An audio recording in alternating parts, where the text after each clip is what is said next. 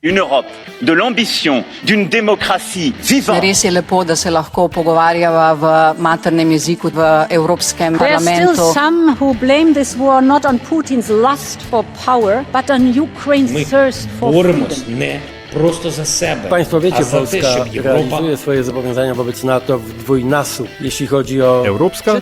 Četrt.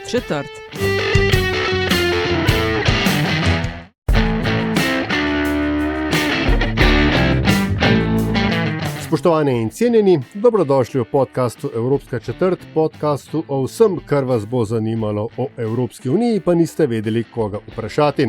Evropska četrt vodi vam Aljaž Pengov-Bitenc in Nataša Briški, podcast pa domuje na spletni postaji metinalista.sim in v vašem nabiralniku sveža epizoda takoj, ko je na voljo. Nataša, se ti zdi, da živiš v demokratičnem svetu, kjer so tvoje pravice zagotovljene, lahko na njih računaš, se svobodno giblješ, poveš vse, kar misliš in pri tem ne tvegaš nikakršnih represij, predvsem strani državnih organov?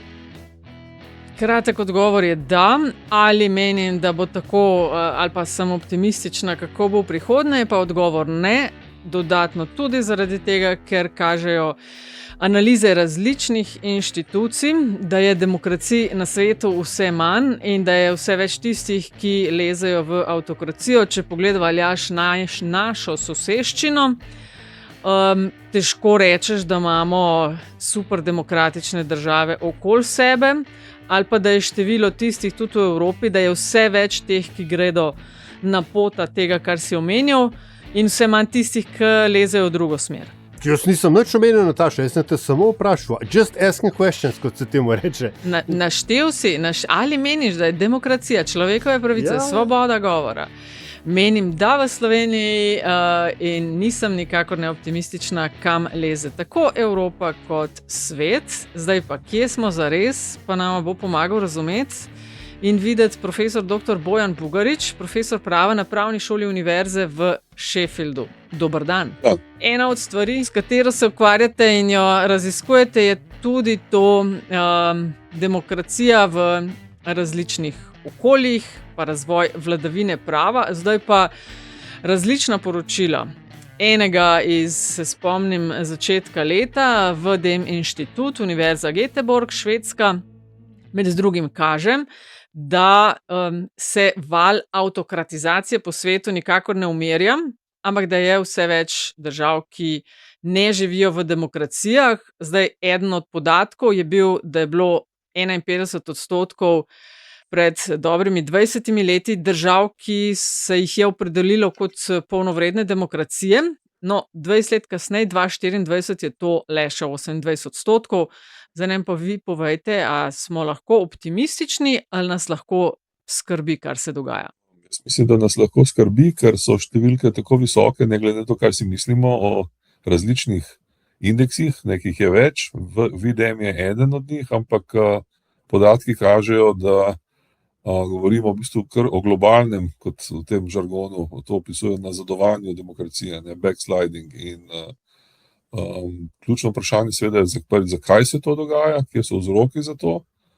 In drugič, kar se tiče prihodnosti, pa tudi nihče ne ve, kaj nas čaka, ker poročilo istočasno navaja, omenja primere, ker so pa države uspele nekako obrniti ta trend in nekako preprečiti to. Tako da jaz sem v enem drugem prispevku nekje napisal, da živimo v nekem, kot je to Gramsci imenoval, italijanski teoretik v 30 letih, ko je bil zaprt v Mussolininih zaporih, je govoril o interregnumu, o nekem medvladju. V bistvu staro umira, novo se rojeva, ne vemo pa še točno, kaj bo iz tega nastalo. Tako da jaz mislim, da so vse možnosti še odprte, ampak glede na ta trend zelo močan, je to zagotovo zelo zaskrbljujoč znak, simbol, da če se spomnim samo 30 let nazaj, 35 let nazaj, ko je padel Berlinski zid, smo bili priča euforičnemu optimizmu, konec zgodovine. Edina oblika, ki je še preostala, takrat so rekli, bo liberalna demokracija, vsi bomo srečno živeli v demokraciji, zdaj slabih, torej 30 letja kasneje, v bistvu pa precej močan radikalen zasuk tega trenda, kar je v bistvu precej zgodovinsko zaskrbljujoč podatek. Ne. Če bi šli gledati malo nazaj, sem gledal podatke, kdaj je bil zadnjič tako močan val avtokratizacije, v bistvu pridete kar v 30. leta prejšnjega stoletja. In to pa vemo, kaj se takrat dogajalo in do česa je to pripeljalo. Mogoče ravno to, ne. Konsenz 90-ih let je bil ravno ta, kot ste omenili, da so vrednote, inštitucije, razumevanje družbe gre v smer liberalne demokracije. Danes pa se zdi, kot da je to postala na nek način skoraj psovka, vsekakor pa je to postala zgolj beseda v slovarju. Kaj se je spremenilo? Kaj je tisti trend ali pa tista serija dogodkov, ki je marsikatero družbo, tudi v zahodnem svetu, pripeljala do točke, ko so rekli, mogoče pa bi kaj drugega probali? Ja, v bistvu zelo dobro vprašanje. Več različnih odgovorov zaenkrat različni avtorji ponujajo. Tu so tri večje skupine. Ena govori o velikih kulturnih, socialnih spremembah, češ da gre za menjavo generacij in z generacijami se spreminjajo vrednote in zaradi drugačnih vrednot mlajše generacije drugače se odzivajo na to, kaj je ključno za njihovo življenje in tako naprej. To je ta socialno-kulturna teorija, druga je ekonomska in tretja je seveda najbolj sporna, ki pravi, da enostavno določen procent ljudi med nami se rodi, imajo to avtoritarno inklinacijo in da pač ob ugodnih razmerah pač ta avtoritarnost nekako, kot se po domače slovensko reče, butne ven. Noben pa ne ve točno, kakšen je procent teh ljudi. Meni se zdi, da nikoli ne bomo našli zgolj ene same teorije, ampak izjemno močna, tista, ki pa ustvarja res podlago, kot se temu reče, da ustvarja razmere, da se lahko med sabo te različni faktorji povežejo, pa so zagotovo v bistvu ekonomsko-socialne razmere. Zdaj, moj priljubljen avtor je Danny Roderick iz Harvarda, ki pravi, da je hiperglobalizacija glavni krivec. V bistvu takrat so zelo naivno v 90-ih pričakovali, da bo popolno odprtje meja za vse faktorje produkcije prineslo, kot ekonomisti temu pravijo, trickle down, da bomo vsi od tega pridobili, da se bo enostavno ta pridobitev lepo porazdelila, srednji razred, vsi bomo obogateli, vse bo boljše. Zgodilo se pa nekaj drugega in sicer ta srednji in tudi delavski razred, ki je bil vedno jedro demokracije, mu gre precej na slabše v številnih državah. V bistvu produktivnost je rasla dolga desetletja, ampak plače so začele padati že kmalu tam v 80-ih letih, zaostajale za produktivnostjo.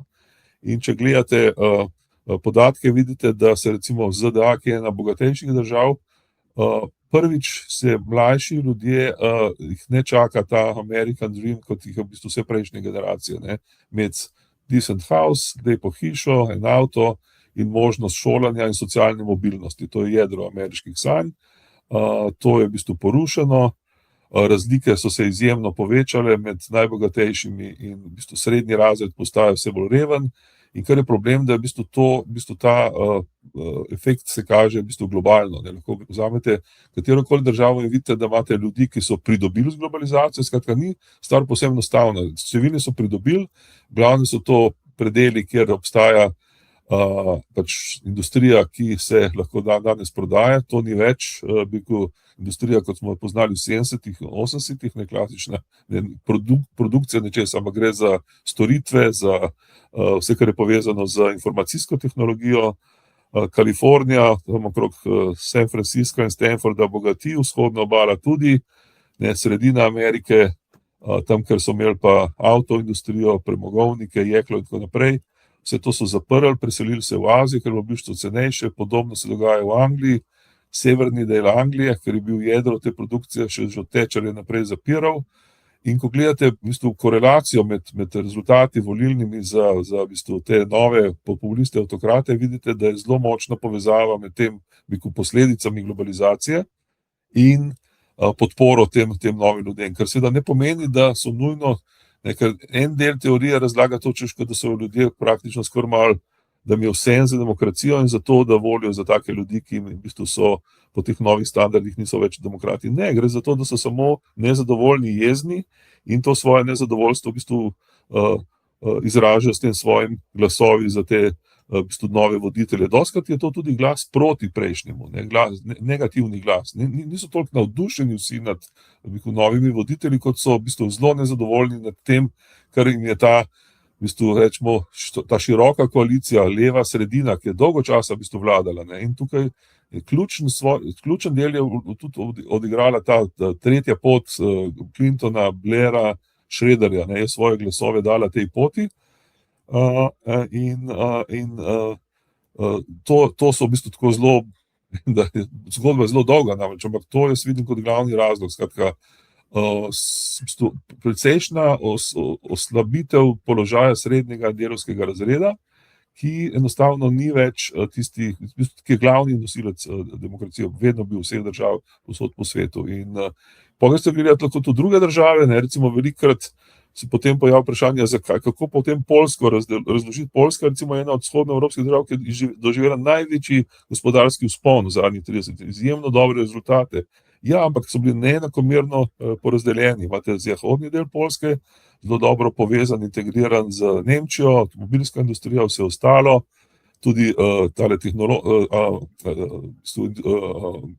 informacijska tehnologija prišla malo kasneje v mesta, kot so Krakov, podobna, ker imajo zelo izobraženo delo. Poljska je vedno imela odlične univerze, ampak imate pa vzhodni del Poljske, pa ker tega ne vidite. Druga velika ločnica so urbana mesta in podeželje in recimo na Madžarskem se zelo lepo vidi. Edina opozicija zoper Orbana je v Budimpešti. Če greste na podeželje, tam večina ljudi glasuje za Orbana.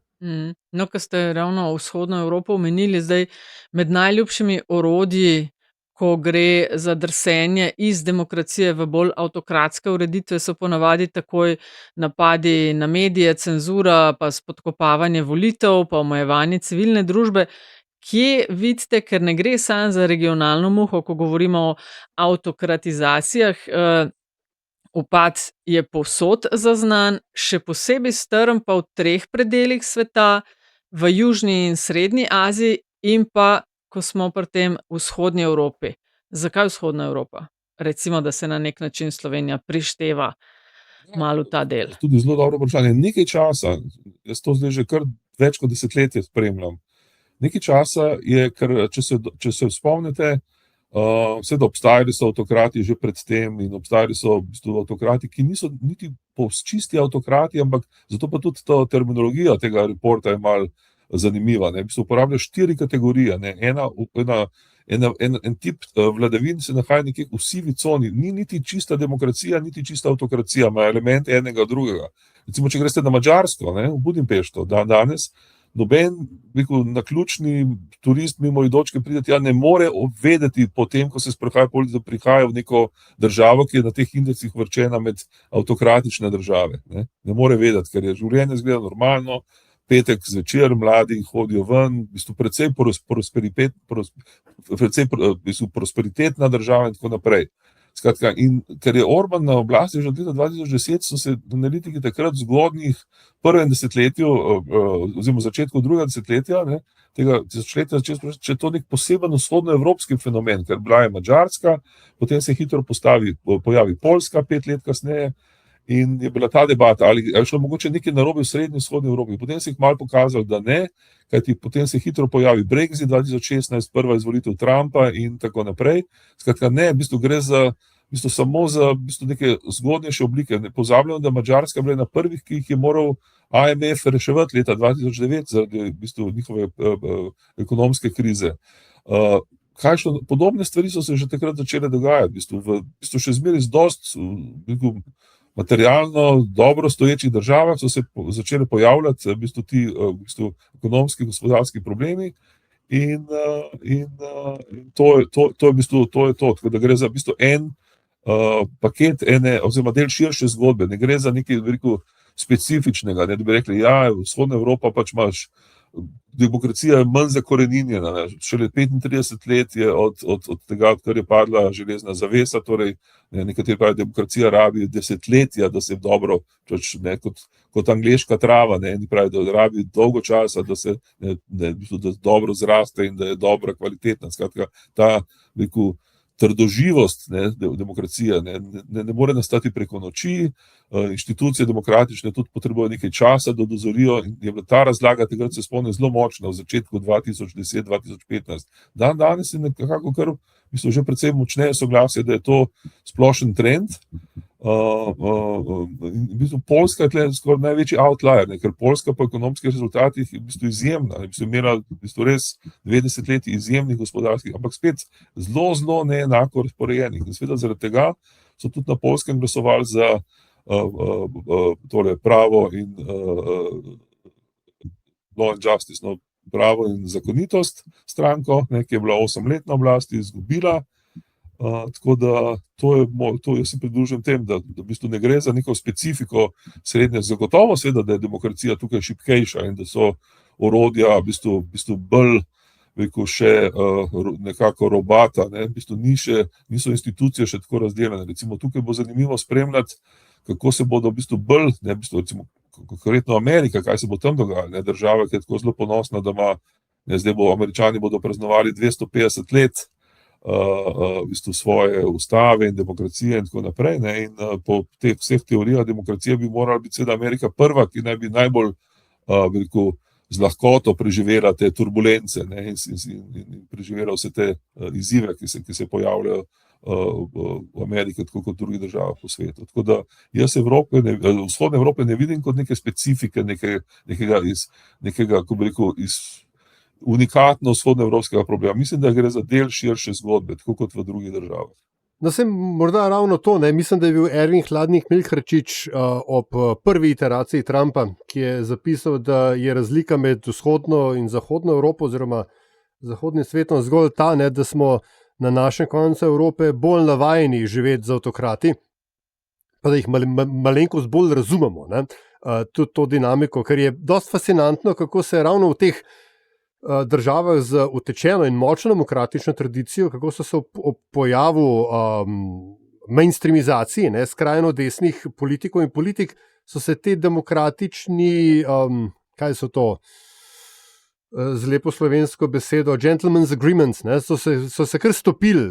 A se da ta trend obrniti, ali je to treba pustiti, rečem, naravi, da pelje svojo pot, ker so neki trendi, ne, da se mora, pravijo, demokracija, sploh liberalna demokracija se mora postaviti zase.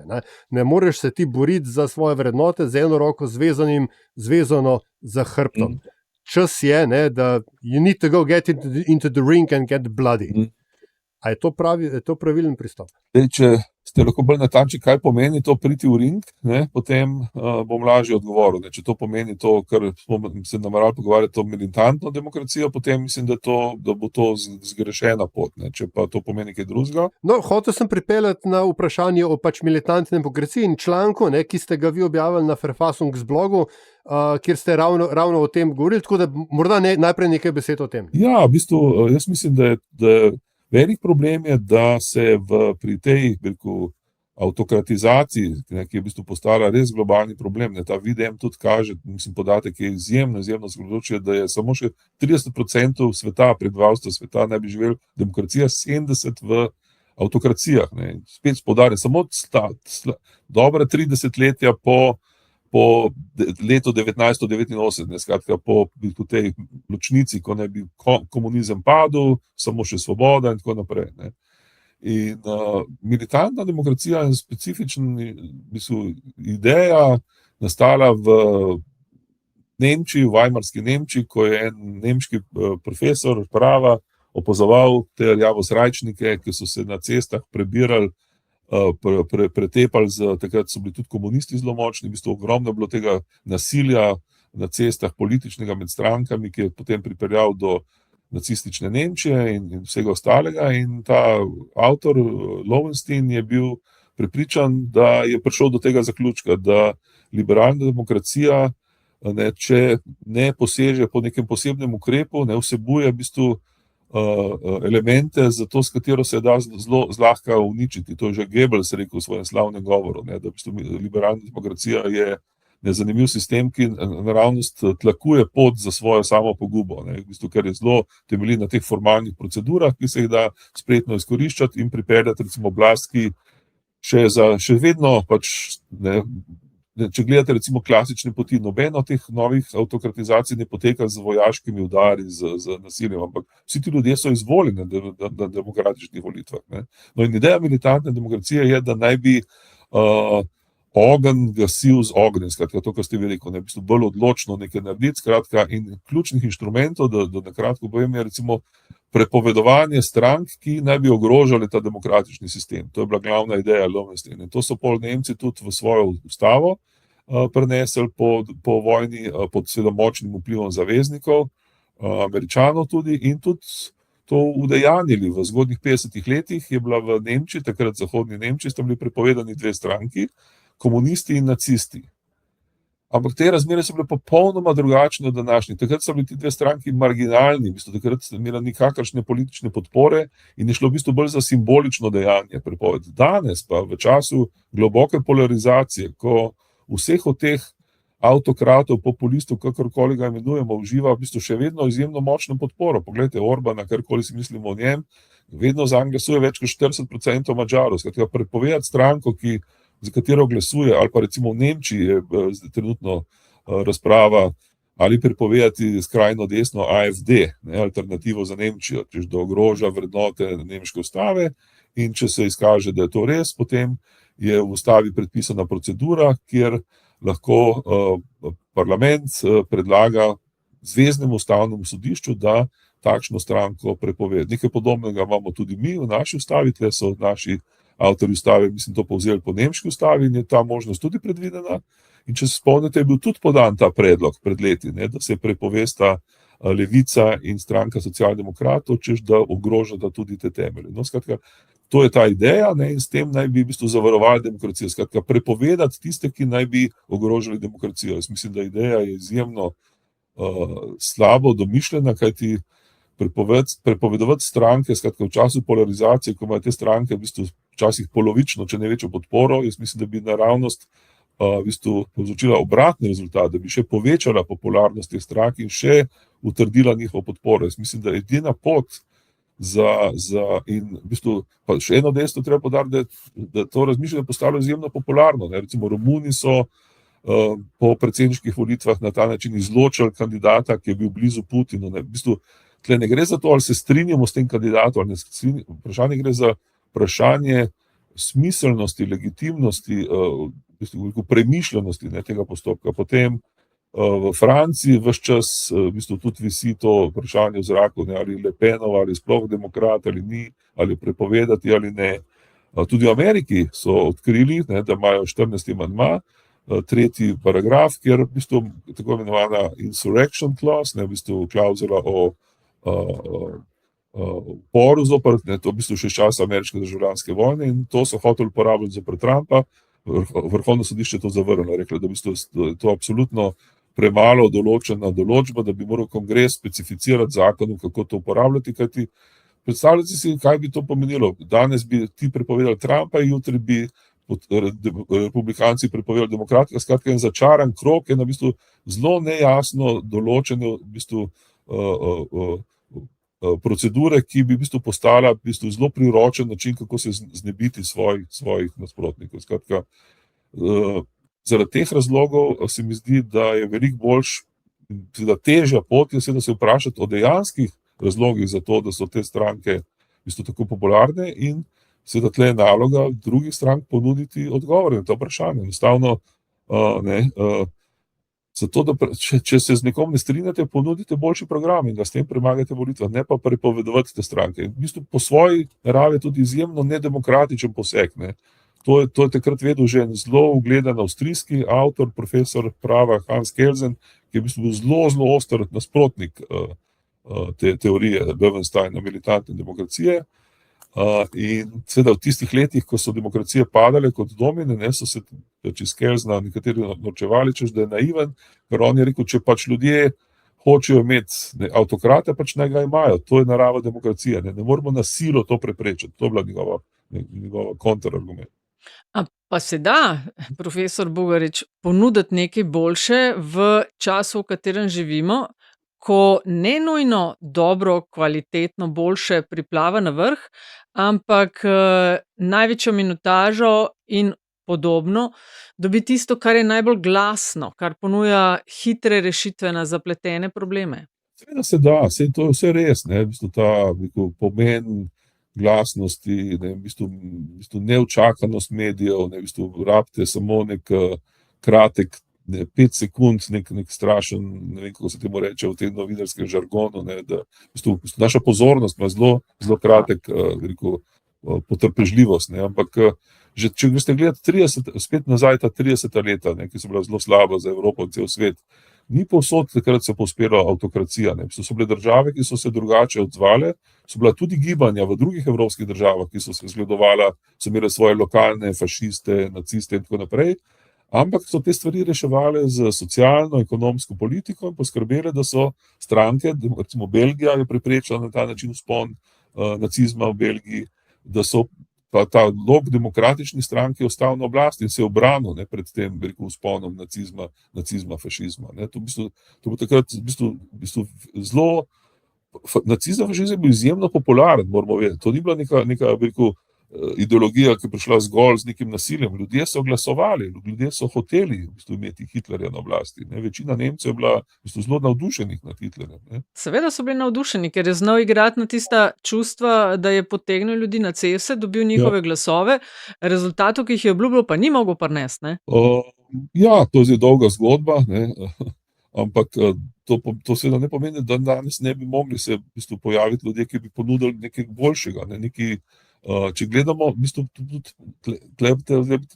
kritiko na teh raznih populistov, ki so se pojavili na oblasti v zadnjih 10-15 letih, v bistvu ogromno obljubljajo, v bistvu zelo hitre, kratke rešitve, ampak v bistvu rezultati, ki jih kažejo, so v bistvu zelo mixed record, zelo mešan, ne, v bistvu imamo rezultate, ne. Ni nekih strašnih doseg. Recimo Brexit je obljubljal, ne, se spomnimo, ne vem kakšno neko ponovno vzpostavitev suverenosti, ekonomske in tako naprej, ne, v bistvu se je izkazal za dizaster. Ravno zdaj že vlada Keira Starmerja že konkretno dela na tem, da bo Anglijo, jasno zaradi tega, ker ne upajo iti proti rezultatom, bodo ponovno približali pravilom Evropske unije. Skratka, v bistvu to je že v bistvu praktično reverse, ne, v bistvu, oziroma Brexit se nekako bo v bistvu moral spremeniti, ker je ekonomsko preveč v bistvu katastrofalne rezultate. Tako da, ali pa če gledate recimo na Poljskem je že druga zgodba, ne, v bistvu, če gledate v bistvu rezultate vlade, ki jo vodil, ni bil predsednik Kačinski, ampak njegova stranka, neke stvari so izboljšali, neke stvari niso izboljšali, ampak niso pa dosegli tega, kar so obljubljali. Skratka, tako da populisti so zelo dobri v tem, da zelo dobro znajo, kako bi rekel, zaznati jezo volivcev, ponuditi hitre, lahke rešitve, kot ste rekla, predvsej slabši so pa potem pri v bistvu domišljeni realizaciji, ne, recimo tega. In tukaj je ogromno prostora, seveda, za vse stranke, ki bi znale to bolje narediti. Zato pa jaz mislim, da absolutno je prostor, samo problem je v bistvu nek vakum v bistvu na ravni v bistvu kreiranja programov, idej in tako naprej, ampak zaradi tega ne moramo sklepati, da so ti nemogoči. Ne. Tudi v ZDA se pač, ne, ko v bistvu svet propadal, takrat 30 leti se je pojavil Roosevelt, ne, in je pač praktično rešil Ameriko iz avtokracije in vsega skupaj z enim obsežnim programom, ki se mu reklo New Deal, ekonomskih, socialnih in drugih reform. In zato on bil nagrajen 4 mandati, 4-krat zaporedoma. Ne. On je v bistvu, njegovi rezultati so bili taki, da je dobival po 60-70% podporo v državi. Ne. Tako da zaradi tega je v bistvu nemogoče reči, v bistvu, veliko ljudi je pesimistov, seveda, in se boji, kaj se bo dogajalo, ker gre za zelo zaskrbljujoče trende, ki jih opisujemo, ampak ta možnost je še vedno odprta. Je pa seveda odvisno od tega, ali se bodo ti ljudje pojavili, ali bodo predlagali take programe. Zaenkrat se strinjam, kaže v bistvu precej slabo, zgleda, kot da ta rečemo, zelo široko ta leva sredina, se tle padejo vsi tisti, ki so proti avtoritarizmu, da nekako ne premore, nima izpraznjena, ni nekih idej, s katerimi v bistvu se, ne. Samo pogledajte recimo ZDA, ne, Demokratska stranka je popolnoma oropanja kakršnih koli idej, ne. Vse, kar vejo tam narediti, je v bistvu pač ta kulturni boj, ne, v bistvu se pol kregati pač o teh stvareh, ne. Na ekonomski, socialni plati v bistvu že dolgo časa ni bilo pametnih idej, oziroma tisti, ki jih imajo, so za Američane ponovadi označeni kot preveč radikalni, preveč levo usmerjeni in tako dalje. Bolj je šlo za provokacijo, kot da ne bi verjela, da se da. Izvoli, Aljaž. Na nek način ima Evropa mogoče drug problem. Omenili ste Marine Le Pen in v bistvu poskuse, kaj so to? Sodnega izključevanja, ne, ali pa pravosodnega izključevanja iz političnega procesa. Ali ima liberalna demokracija sploh orodja, da se ona formalno brani?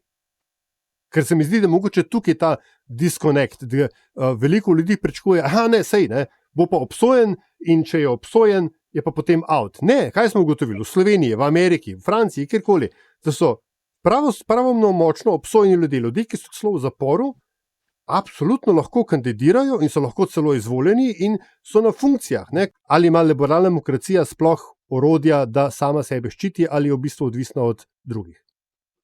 Ni odvisna samo od drugih, ampak odvisna je predvsem od podpore tega srednjega, rečemo mu srednjega razreda. Ne? To je glavna stvar. Ne? Če ste gledati nazaj, v bistvu slika zelo preprosta.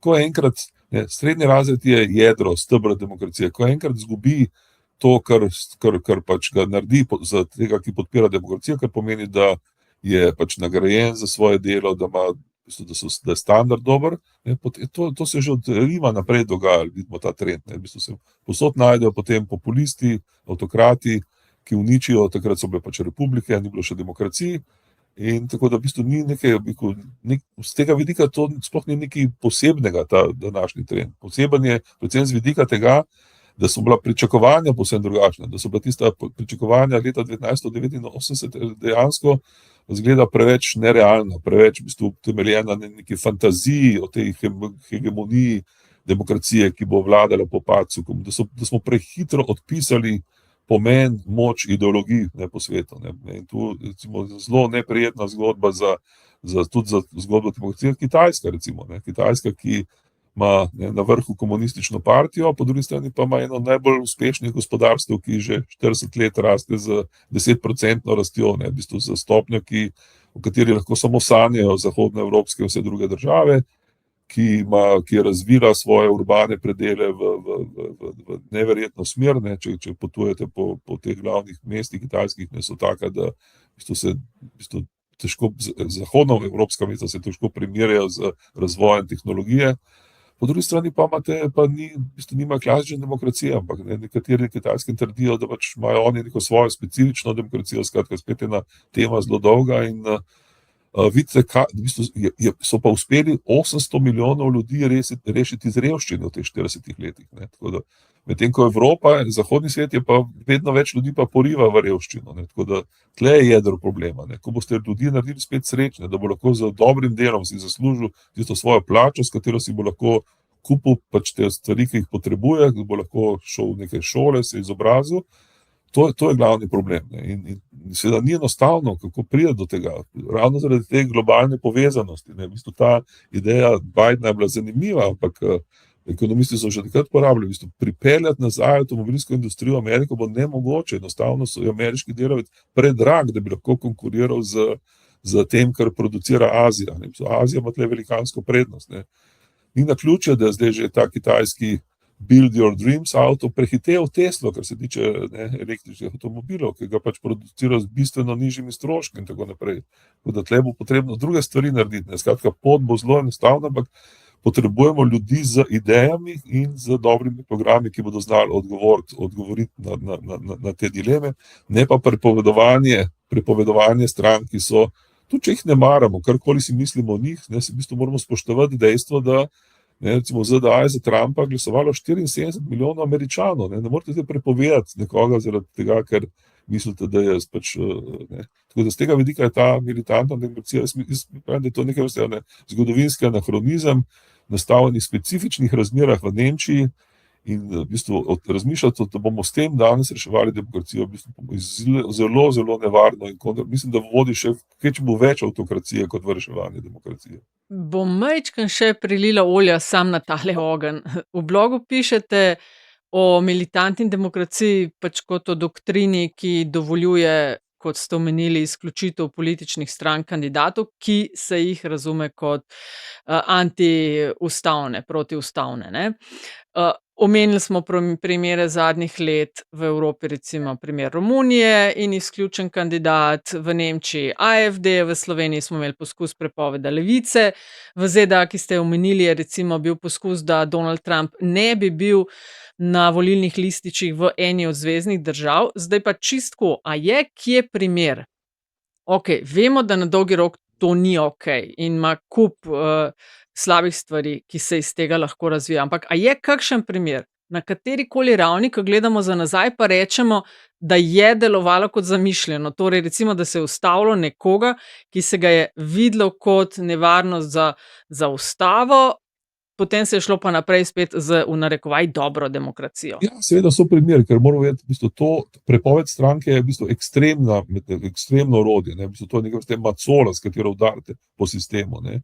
Ampak ta v bistvu, recimo, že nemška ustava dopušča tudi druge milejše mehanizme. Ena od teh je, recimo, v bistvu, da ne gre prepoved nad stranko, ampak nad posameznika, dovoljuje, v bistvu, da se odzame finančna sredstva za tiste, ki so, kot veste, tudi pri nas stranke, ki so izvoljeni v parlament, so pol pravičene do sredstev iz proračuna in podobno. In tukaj je bilo ogromno manjših, manj znanih, regionalnih, ne vedno zgodb iz v bistvu federalne ravni, ki so bile pomembne, zagotovo, ne, v bistvu, ker v bistvu razmere, v katerih je nastala, in z tega vidika nekako moramo razumeti tega, Lovenstina je bilo šlo za dobesedno fizično nasilje na ulicah, v bistvu šlo za v bistvu streljanje med pripadniki političnih strank. In v takem primeru seveda jaz tudi ne imel problema, če bi šlo za neko militantno formacijo, ki bi začela napadati ljudi, ogrožati z v bistvu fizičnimi napadi in tako naprej. Ne? Ampak to je nekaj povsem drugega, ne? Če predlagate podoben inštrument za nekoga, s katerim se politično ne strinjate, ne? Ki dela stvari, ki so sicer problematične, ampak še vedno pač dela na relativno demokratičen način, je izvoljen na volitvah. Spet Orbana so 4-krat zaporedoma Madžari izvolili, vsakič je dobil več kot 40% glasov in tako naprej. Tako da, ja, so uspehi, ampak v bistvu to so v bistvu precej manjše zgodbe. Na ravni strank so v bistvu tudi, pogledajte, v Turčiji, ne. Turčija pa Evropsko sodišče za človekove pravice prepovedalo že zdaj več kot 20 let nazaj Erdoganovo stranko. Kaj je naredilo s tem? Poglejte, kje je Erdogan danes, ne? Mogoče za konec še, ali v trenutnem naboru evropskih zahodnih demokracij, a se politiki tipa Macron zavedajo nevarnosti, ki jo recimo umik, odstranitev Marine Le Pen ima, ki bi lahko imela. Skratka, so jim jasne te implikacije? Jaz bi rekel, da jaz sem skoraj prepričan, da ne, se bojim, da ne. Zato tle pa v bistvu delim malo vajno, oziroma v bistvu bila bolj, mislim, da je bila Nataša tista, ki je izrazila svoj pesimizem na to trenutno situacijo. Mislim, da je to velik problem, da se v bistvu ta rečemo, sredina, politična sredina v bistvu ne zaveda v bistvu sploh tega, v bistvu gre za pomanjkanje neke kritične introspekcije, kajti poanta zgodbe je zelo preprosta, v bistvu, namesto da bi se ukvarjali s tem, kako prepovedovati nasprotnika, bi se morali ukvarjati z vprašanjem, kaj smo mi naredili narobe, da smo pripeljali. Tega ni. In v bistvu ne na ravni Evropske unije, ne na ravni posameznih držav. In to je velik problem, v bistvu. To je daleč največji problem. Jaz bi sam v zagovor mene rekla, manj pesimizem, kot bolj to prepoznavanje, da je playing field zelo postavljen tako, da ni naklonjen temu. govorim pa o tem medijskem delu, o tem, kaj pride ven, o tem, ko smo vse več na družbenih omrežjih in kaj nam algoritmi servirajo. S tem se pa popolnoma strinjam, v bistvu, ker je tudi potem struktura medijske svobode, v bistvu, izjemno različna v različnih državah, ponekod bistveno več, ponekod bistveno manj. V bistvu zdaj zadošča že, recimo, predstavljajte si sledeči primer, recimo, malo izzivam, hipotetično, recimo Janša zmaga na teh volitvah, ki pridejo, ne vem, če bom, ampak rečemo hipotetično, in glede na vse te afere in to, kar se v Sloveniji dogaja, se odloči zdaj pa, da je potrebno nekaj korenito narediti na področju pravosodja, recimo, in medijev. V trenutku bi ga vse ti meritve, indeksov bi ga postavili, kam mislite, kam bi ga postavili, kako bi ga označili, če bi posegel to? Ja, bratu Vučiću vendar, ne? Ja, bi ga postavili, ne glede na to, da verjetno se strinjate, da je to, kar se zdaj dogaja, da je to nenormalno, da so take velikanske zlorabe oblasti, tako dolgo ostajajo nekaznovane. Mislim, da indicov absolutno dovolj za to, da imamo zelo resne pomisleke, da te stvari dobro delujejo. Govorimo o sodstvu, o tem, kako procesirajo te zadeve, o medijih in podobno. In ja, mediji nima veliko potrpljenja za to, ampak gledajte, to pač to je res. Ja. Mislim, ne moreš samo na enega s prstom kazati. So pa razmere takšne, da je veliko lažje govoriti, kako boš takoj, ko boš prišel v 48 urah, mir tam naredil, pa tam, pa z roko udaril po mizi, pa se bodo stvari zgodile, kot so povedati, konec koncev tudi ta epizoda, da stvari niso črno-bele, in da se ne da z macolami reševati čisto vsega. Po drugi strani pa ljudje zelo hitro sprejemajo, če zaznajo dobre rešitve, da vlada začne popravljati stvari, ki se dotikajo direktno, najbolj bistvenih stvari, s katerimi se vsak od nas sooča, skratka, z vprašanjem, da imaš neko službo, da imaš neko sredstvo, s katerim lahko živiš, da imaš neko možnost premika, napredovanja in tako naprej. Ponovadi to dosti pozitivno volivci hitro vrednotijo, tako da spet ni to nemogoče, ampak enostavno gre za globlje vprašanje, da res manjka idej. Izgleda, da smo v enem času, ko enostavno kot je rekel Gramsci, nekaj novega se rojeva, ampak zelo, zelo počasi. V tem času so ti morbidni simptomi še vedno krožijo okrog in nihče ne ve, koliko časa bo to trajalo. Dalj časa, ko bo trajalo, večja bo negotovost in večja nevarnost za preživetje demokracije. Zagotovo, ampak nikoli se te stvari niso zgodile v letu, 2 ali 3. Poglejte, če ste gledali tudi vse te dogodke za nazaj, to so trajali stvari tudi desetletja, in potem šele po nekaj 2-3 desetletjih ali pa več, so te republike ali propadle. Mora trajati zelo dolgo časa, da ni bilo pravega odziva. Tako da to je, rečemo temu, mogoče pa en kanček optimizma, da ne bo vse skupaj propadlo v 2 letih, ampak mogoče je pa malo več časa za to, da se zagovorniki demokracije konsolidirajo in razmislijo o teh svojih. Vse obstajajo že ljudje, ki drugače razmišljajo tudi v teh strankah, ampak so precej osamljeni, marginalni, nimajo velikih realnih možnosti, da bi bili v tem trenutku izvoljeni v to, zaradi tega, ker je ta, prevlada te sredinske še vedno tako močno dominira, tudi v večini teh evropskih in drugih zahodnih demokracij. Ker če ne pašeš na to sredino, potem si hitro označen bodisi ali za nekega komunista ali pa za nekega, ali pa obratno, ali pa za nekega fašista. Zelo hitro opletamo s tem izrazi danes. Zelo hitro si dajemo te pridevnike. Ne vem, ki se ukvarjali z bolj resnimi problemi. In ker bi bila debata o Overtonovem oknu, kot temu rečejo politologi, sprejemljivosti političnih stališč, verjetno debata za kdaj drugič, je prav, Nataša, da tukaj pristavimo piko. Ampak res. Profesor dr. Bojan Bugarič, najlepša hvala za vaš čas, za vaš prispevek in za vaše misli, ker če nič drugega, upamo, da bo komu kakšen dodaten kolešček v razmislek pognal. Hvala vama za odlično vprašanje in za prijeten pogovor.